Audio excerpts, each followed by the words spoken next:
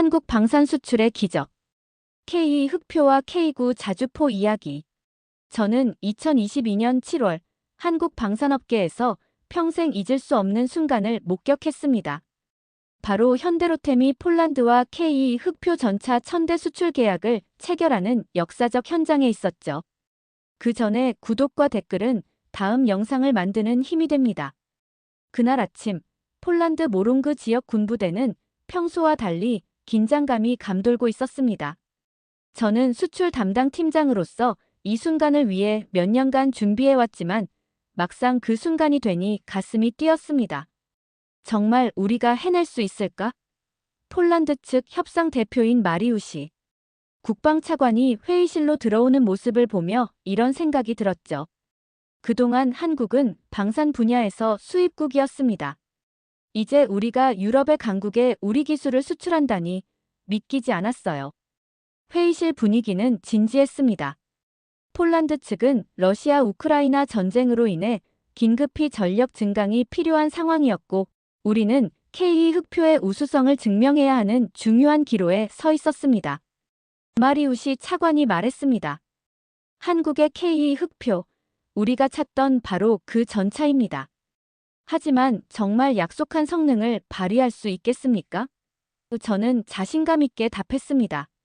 저희 K2 흑표는 이미 한국군에서 검증받은 3.5세대 전차입니다. 세계 최고 수준의 화력과 기동성을 자랑하죠. 그 순간 저는 우리나라가 얼마나 멀리 왔는지 실감했습니다. 불과 몇십 년 전만 해도 전차를 수입해야 했던 우리나라가 이제는 유럽 강국에 우리 전차를 수출하게 된 거죠. 4조 4,992억 원 규모의 이 계약은 단순한 수출이 아니라 한국 방산업계의 자존심을 걸고 이룬 성과였습니다. 사실 K2 흑표의 폴란드 수출 성공 뒤에는 K9 자주포가 이미 쌓아놓은 신뢰가 있었습니다. 저는 2010년부터 K9 자주포 수출 업무를 담당해왔는데 그 험난한 여정을 생생히 기억하고 있어요. 터키가 첫 번째 고객이었습니다. 2004년 터키 정부와 K9 자주포 수출 계약을 체결할 때만 해도 과연 한국 무기가 NATO 기준을 만족시킬 수 있을까 하는 의구심이 많았죠. 저희는 그 의심을 실력으로 증명해야 했습니다. 터키 수출 이후 핀란드, 노르웨이 같은 까다로운 유럽 국가들이 관심을 보이기 시작했어요. 특히 노르웨이와의 협상 과정이 인상 깊었습니다.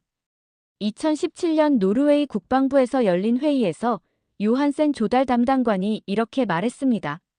K9 자주포의 사격 정확도와 기동성이 우리 요구사항을 충족시키는지 직접 확인하고 싶습니다.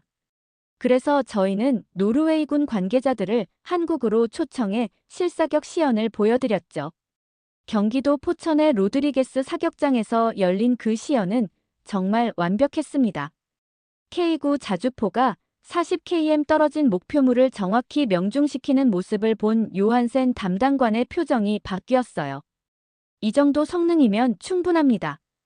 2018년 노르웨이와 K9 자주포 23운, K10 탄약 운반장갑차 6대 수출 계약을 체결했을 때 총 사업 규모는 2,452억 원이었습니다. 북유럽의 까다로운 국가에서 우리 무기 체계를 인정받았다는 것은 다른 유럽 국가들에게도 큰 신뢰 신호가 되었죠. 이후 인도, 호주까지 K9 자주포를 도입했습니다. 특히 2020년 호주 수출은 1조 원 규모의 대형 계약이었어요. 호주 국방부의 데이비드 존스턴 차관이 계약 체결식에서 한 말이 기억납니다. K9 자주포는 우리가 찾던 바로 그 무기 체계입니다. 한국의 기술력을 인정합니다. K9 자주포가 세계적으로 인정받게 된 결정적 계기는 2010년 연평도 포격전이었습니다. 저는 당시 국방부 무기체계 담당 사무관으로 근무하고 있었는데 그 긴박했던 상황을 생생히 기억하고 있어요. 2010년 11월 23일 오후 2시 34분, 북한의 갑작스러운 포격으로 연평도가 불바다가 되었습니다. 저는 국방부 상황실에서 실시간으로 상황을 보고받고 있었죠. 북한이 170여 발의 포탄을 발사했습니다. 우리 군의 대응이 필요합니다. 그때 우리 군의 K9 자주포가 출동했습니다. 연평부대에 배치된 K9 자주포 6문이 즉시 반격 태세에 들어갔어요. 저는 상황실에서 작전 상황을 지켜보며 가슴이 뛰었습니다. 우리 K9의 실전에서 제대로 성능을 발휘할 수 있을까? 결과는 놀라웠습니다. K9 자주포는 북한 포대 위치를 정확히 포착하고 80여 발의 포탄으로 정밀 반격을 가했어요. 특히 자동장전 시스템과 빠른 기동성 덕분에 북한군의 재포격을 효과적으로 차단했죠. 이 실전 경험은 전 세계 방산업계에 큰 충격을 주었습니다. 인도 국방부의 라제시 쿠마르 국방차관이 2012년 한국을 방문했을 때 저에게 이렇게 말했어요. 연평도에서 보여준 K9 자주포의 실전 능력이 인상적이었습니다. 우리도 이런 검증된 무기가 필요합니다. 그 결과 인도는 K9 자주포 100여 대를 도입하기로 결정했고 현재 인도 현지에서 생산까지 하고 있습니다. 실전에서 검증된 성능만큼 확실한 마케팅은 없다는 것을 그때 깨달았죠. K2 흑표 전차 개발 과정에서 저는 기술팀장으로 참여했습니다. 2007년부터 시작된 이 프로젝트는 정말 험난한 여정이었어요. 처음 개발 목표를 설정할 때 우리는 야심찬 계획을 세웠습니다. 세계 최고 수준의 3.5세대 전차를 만들자는 게 목표였죠. 하지만 현실은 녹록지 않았어요. 가장 큰 난관은 엔진 문제였습니다. 독일제 엔진을 사용할 예정이었는데 기술 이전 과정에서 여러 문제가 발생했죠. 저는 개발팀과 함께 밤낮으로 해결책을 찾아야 했습니다.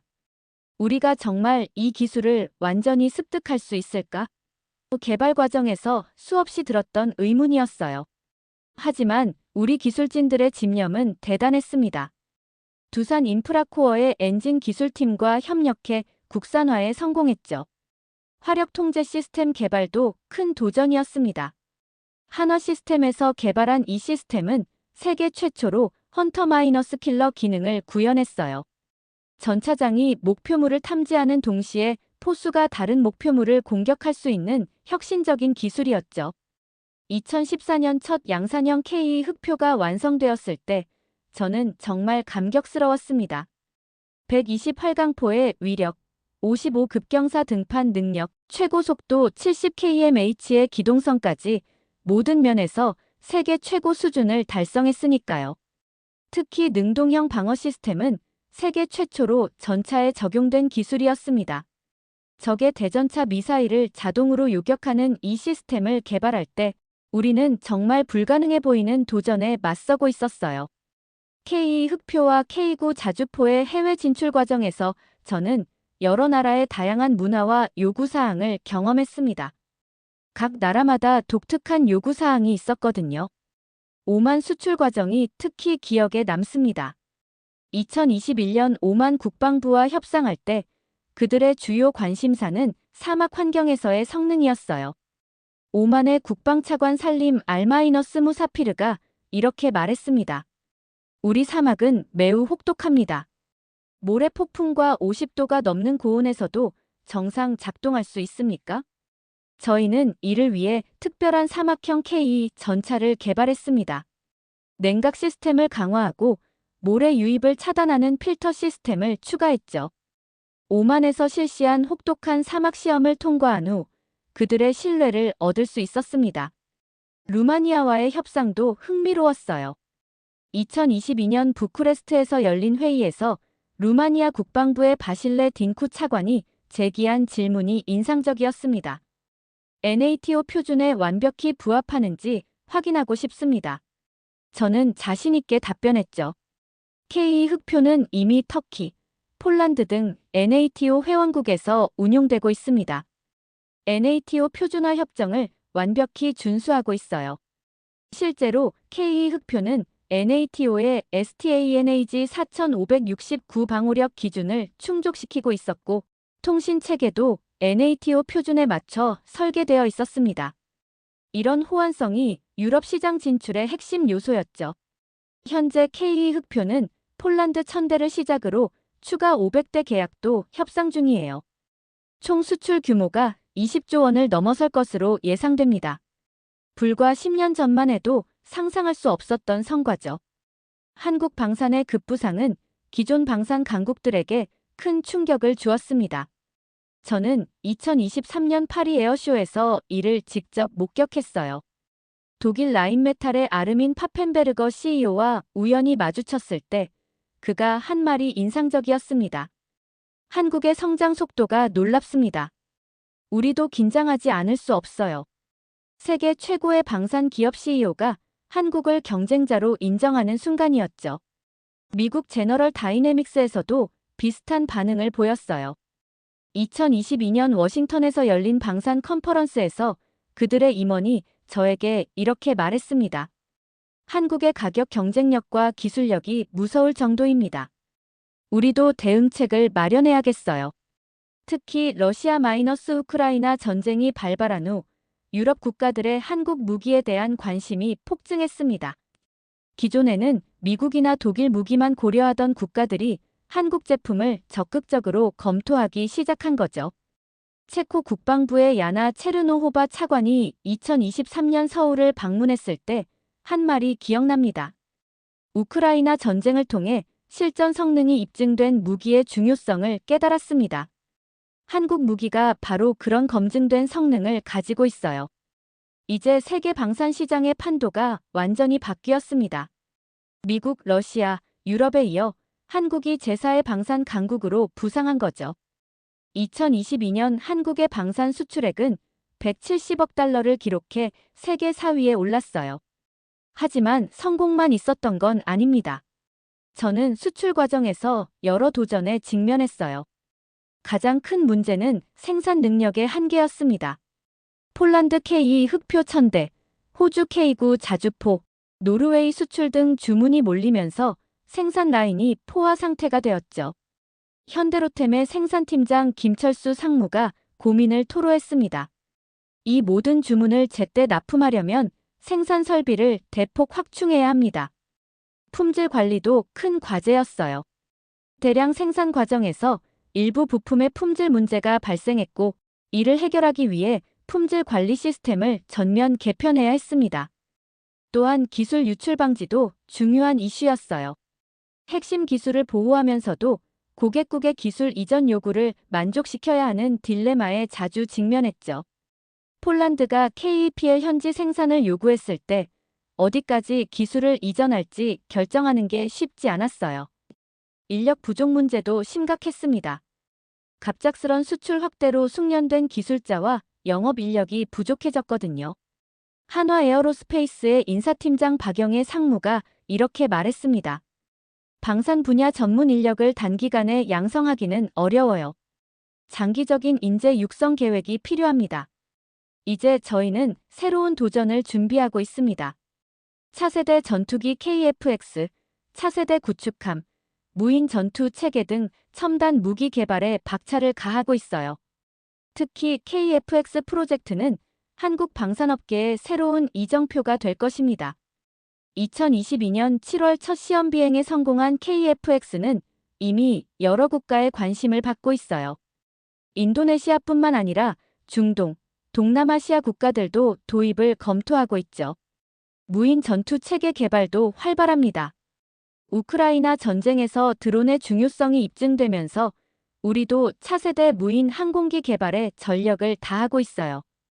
2024년 현재 한국의 방산 수출 목표는 200억 달러입니다. 이는 2020년 대비 3배 이상 증가한 수치죠. K2 흑표, K9 자주포를 넘어서는 새로운 성공 스토리를 만들어가고 있습니다. 저는 이 모든 과정을 지켜보며 한국 방산업계의 무한한 가능성을 확신하게 되었어요. 기술력, 가격 경쟁력, 신속한 납품, 그리고 무엇보다 실전에서 검증된 신뢰성까지 우리가 가진 강점은 분명했습니다. 앞으로도 한국 방산은 세계 무대에서 더 큰 역할을 해낼 것입니다.